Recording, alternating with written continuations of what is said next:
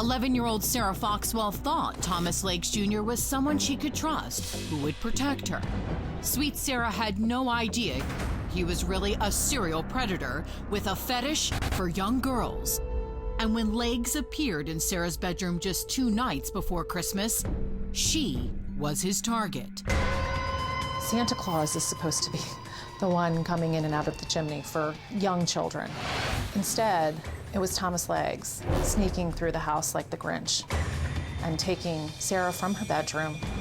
What Legs didn't know was Sarah's little sister Emma pretended she was asleep, but Emma saw everything. And if it wasn't for that little 6-year-old girl. She put us onto him so quickly, so quickly. He's the man I saw in our bedroom in the middle of the night. He's the man that kidnapped my sister. Wicomico County investigators immediately hunt down Thomas Legs, but when they haul him in for questioning, he denies taking Sarah. And the last time you were there, same thing, like a month and a half. Deputies don't believe a word of it. Then evidence starts piling up. Sarah's missing green toothbrush is found in Legs' pickup truck. The tire marks in the snow near the family house from that night match his truck. And then cops make a discovery so vile, it makes prosecutor Abby Marsh's blood boil. They still had on the same underwear. And there was DNA evidence that was retrieved from the underwear. That linked back to Sarah. That linked to Sarah. Now authorities know without a doubt they have their man, but still, there's no sign of Sarah.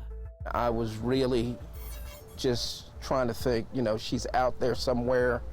What is she going through? Is she still alive? How are we going to find her?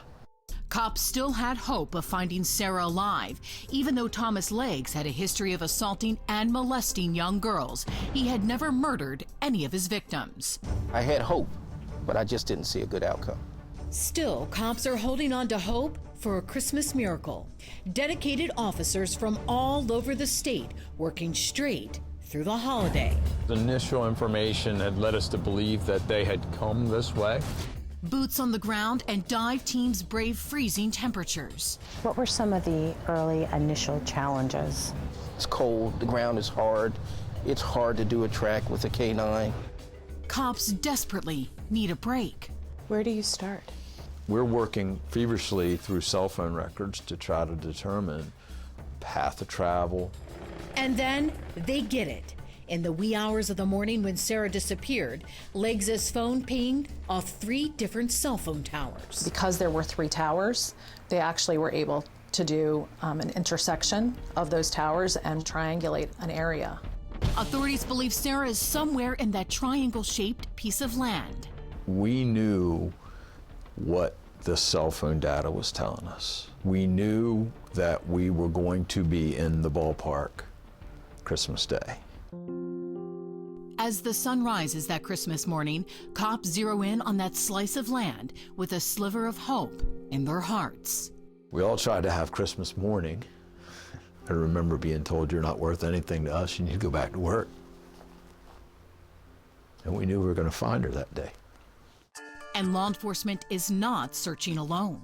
On that Christmas day, everyone from homeowners to hunters joined the search for Sarah Foxwell with the hope she was still alive. There were thousands of people on Christmas morning. It literally took my breath away. They didn't care that it was freezing. They didn't care that they had Christmas with their families. A 3,000-man civilian cavalry so big the sheriff had to use the local baseball stadium as a command post. I pleaded to everyone, once you went out and searched your property, just tie a yellow ribbon around your mailbox. And when I went on another helicopter flight after I did that, our community was littered with yellow ribbons everywhere. Tragically, there would be no Christmas miracle. She was lying on her back with her little arms reached out to the sky, to heaven. That's how she was found. At approximately 4 p.m. this afternoon, a ground search crew in the area of Melson Road located the body of 11-year-old Sarah Foxwell. I was like, thank God we found her. But when I saw her and what he had done to her, And when I saw what was left of her, it was Christmas Day. That was our Christmas. It was tough. I mean, it just hurt us all. And I felt like we had failed. And you get notified. Yeah. And I walked to the dining room. And Mike and David Owen pretty much told me what happened. They found her body. He attacked her. He attacked her. He sexually attacked her. What that child went through in the last hours of her life are horrific. He tried to choke her, tried to drown her in a mud puddle.